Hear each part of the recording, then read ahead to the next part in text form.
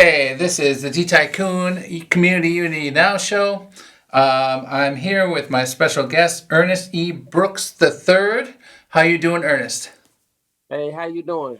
I'm All good. right, all right, doing well. So, can you tell me a little bit about your story?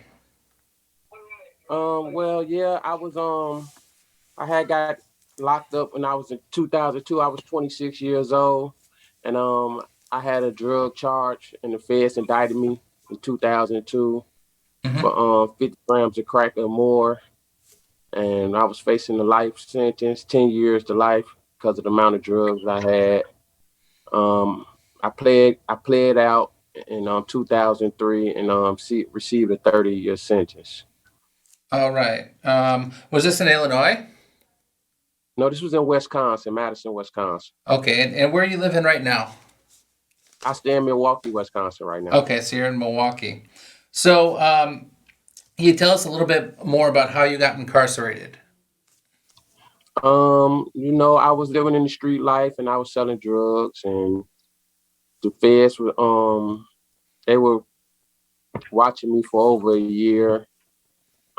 Finally in 2002, they came to my house, picked me up, arraigned me, indicted me on charges. And a couple months later, they raised my charges up to a conspiracy Hmm. and they brought other people in on the case, and the result was a 30-year sentence. So you didn't serve the entire 30-year sentence. How, No, no, I didn't. No, I didn't. mhm. So how So did I was go on? go ahead. How did that happen? The laws changed. Barack Obama, he changed the laws when he was in office, as far as the ratio to crack 18 to 1. It was 100 to 1 when I got locked up, so I was facing a mandatory 30-year sentence. And once he enacted it, but right away I didn't get um they didn't let me out right away because the laws wasn't retroactive yet. It only affected the people that was coming in the system. Hmm. So once President Trump got into office, he took it and he made it retroactive. So it affected people that were currently incarcerated. And once he made it retroactive, then I was able to file for a motion. They reduced my sentence and gave me time served. So the first step you're referring to the First Step Act, right? First step, yes, sir. And it was made retrospective within the last 4 years, Right.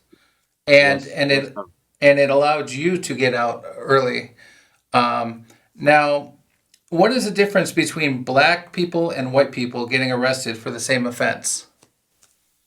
Well, the statistics shows that the ratio to whites and black, well, blacks is 1 to 3. Every 1 to 3 male adult would be incarcerated.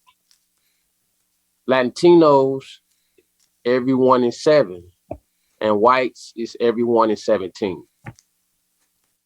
So And that's just major inequity statistics. in the Yeah. statistics. Okay. And what was the difference between black people and white people in sentencing for the crimes? The sentencing, well, black people back then they received more time for.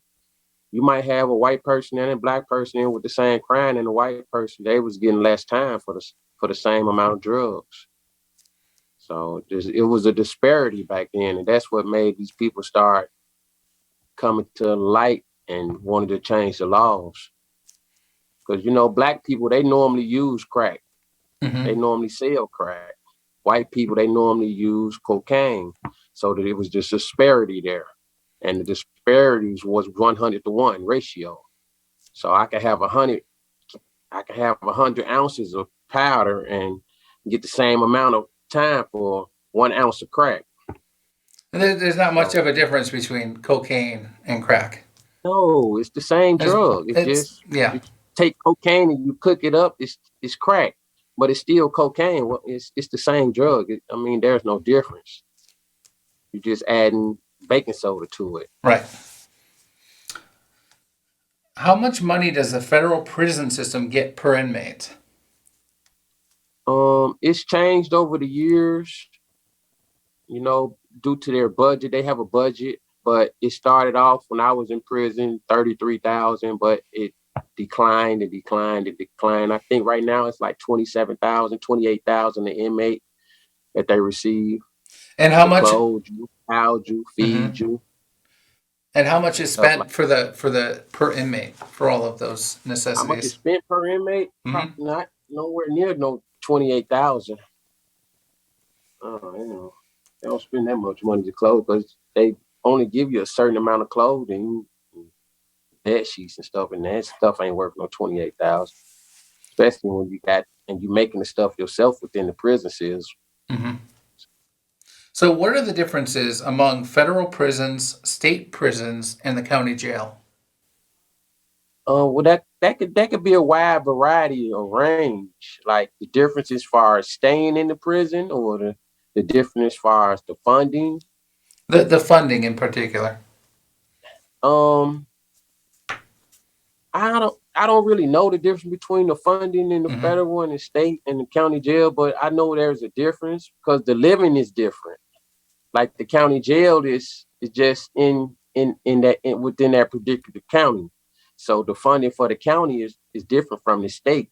The state is the whole state of Wisconsin, for an example, and everybody from Wisconsin go within that state. So the state will be funding them. But the feds is like a whole nother level. It's the whole United States. So you got people from all over the United States in these different joints. Hmm. So the I was. funding will be different in the state and the county. You might get more money in the federal than you would in the state. And then the state will get more money than the county. And what other ways did the First Step Act affect your life?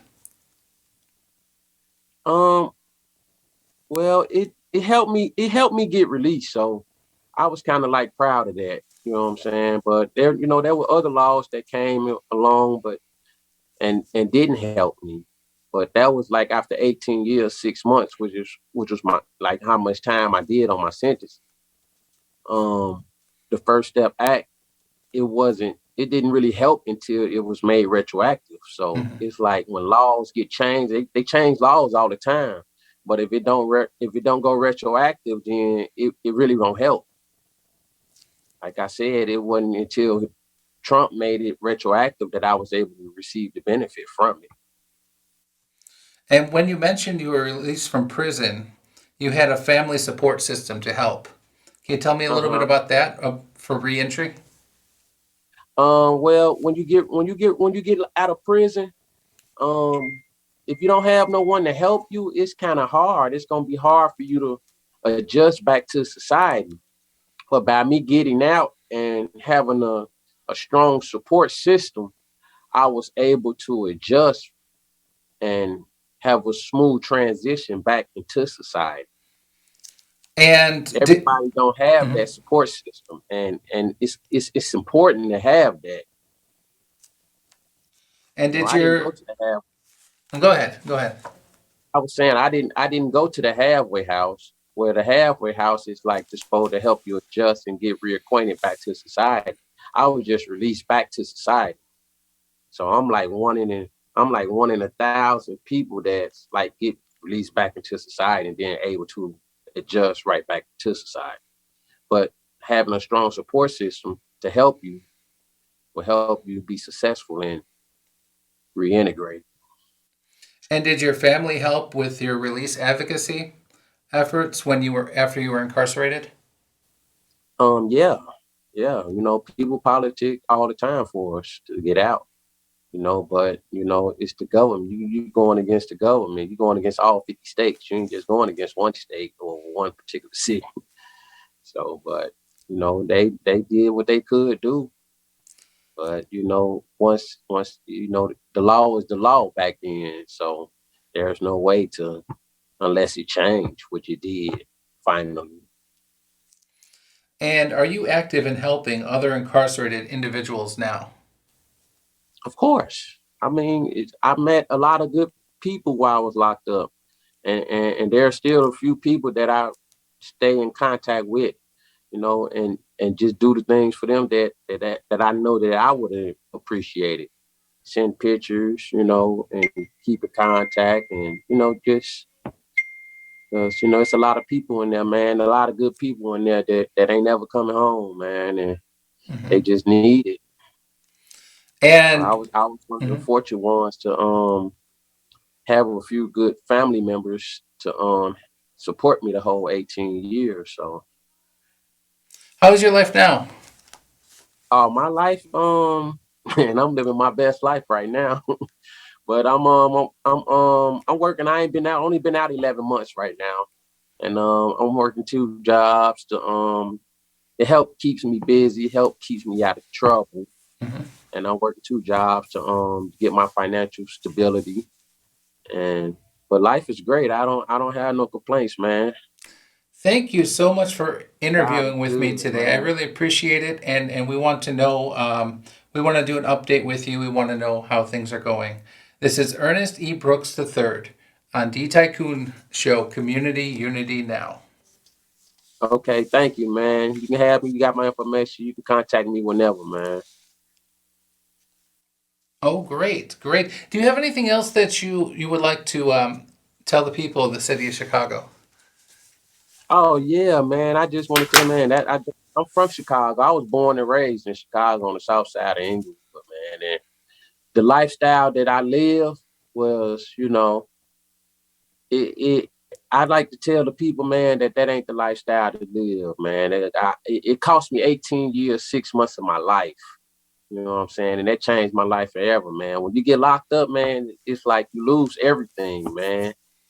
I mean, I do mean everything. You lose family members, man, and people pass away while you locked up. You can't go to the funeral. And I would like to tell anybody, man, that's listening, man, that's living that lifestyle, man, to the man, get out of there. Because it really ain't worth it in the long run. Hmm. It really ain't. So you did live in Chicago for a time.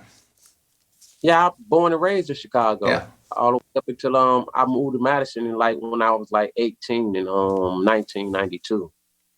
So I was back and forth in Madison, living that lifestyle. So I got incarcerated once in Wisconsin in 96, and then I got incarcerated once in Illinois in 98.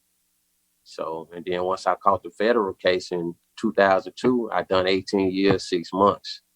But I don't glorify that lifestyle, man. It's nothing to glorify. It's nothing good about it. You know what I'm saying? And I was just one of the lucky ones to get in jail and come out alive and come out with a sound mind, come out and change my life and do the right thing and be a positive, productive member of society. Do you still have friends that are in the lifestyle? Yeah, but I don't associate. I can't associate myself with them, man. I stay away. I stay to myself, man. I don't do too much. Being with people that's a part of that lifestyle. I can't associate with myself because I can't give nobody the chance to take my life away from me no more. You know what I'm Eh, saying? I did 18 years, 6 months. That's a long time to be locked away from your family. And I just don't put myself in those type of positions anymore. And what kind of challenges are you facing now? Man, I'm facing all type of challenges, life challenges. Life come at you 100 miles per hour, and you got to be able to adjust. You got to be able to accept that challenge, man, because life is life gonna be life. You got rent, you got bills, and that's why I work two jobs because I gotta. Hey, everything got to get taken care of, and if I don't do it, then ain't nobody gonna do it. So I gotta do what I gotta do, and I'm just trying to do what I need to do to survive. Wow, that's really the story. Thank you so much for Yeah. telling us about that. Do you have anything else to say about Milwaukee? Milwaukee is a nice city. I don't have no problems here. I go about my way and about my day, and I don't have. Hey, they say it's bad, but I don't see it. And it probably is, but when you just being who you is and having that good spirit and that spirit of God with you, I guess God keep me protected. So I just go about my days and just enjoy my life, man, because that's what's important. It's the small things that count right now. You know, Were I there used to any, be a materialistic person. I'm not like that anymore, you know? yeah. So, Were there any nonprofit organizations that helped you along the way? I mean, I could have took advantage of that, but I got my lady Judy Washbush. She was a very good friend to me. 18 years I was locked up, and she's still a very good friend to me. She had a PG school that's in Madison, Wisconsin, and she helps me on numerous occasions, and my cousin, and to make sure I had a job and housing, and I appreciate that. But like far as taking advantage of the nonprofit organizations, I didn't really like get off into that because I really had a support system. But I like to leave that for the people that really need the help.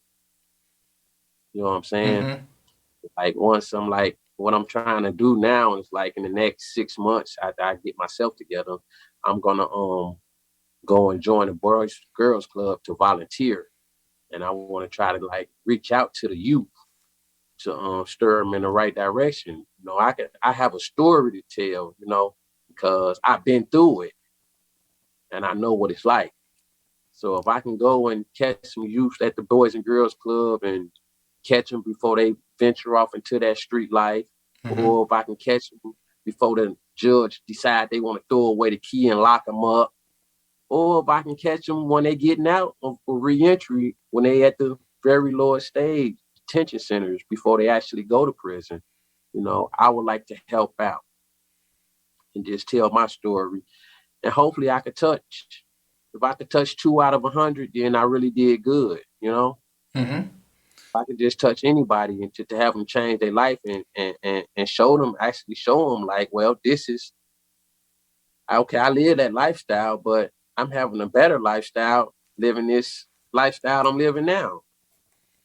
And I'll be thinking all the time, man, I wish I could have knew what I knew right now. You And can have the mm-hmm. same things living, as they say, as we say, a square lifestyle. You can have the same thing as living a square lifestyle as you did selling drugs. The money just comes faster when you're selling drugs, but it's not worth it in the end. I tell you that much. And we have 1 minute left. Anything else you'd like to tell the youth in 1 minute? Yeah. I just want to thank everybody, man, that's been helping me out, man. And my email address is ebrooks222 at icloud.com. If anybody want to contact me and ask me more about my story, my phone number 708-200-5330. I'm an open book, and I'm here to help, man. Well, thank you so much for interviewing with us on D Tycoon Community Unity I Now. appreciate you. I appreciate you for having me. All The right. pleasure's all mine. Thank you so much. All right, you're welcome, man. You have a good night. You too. Thank you. All right. God bless.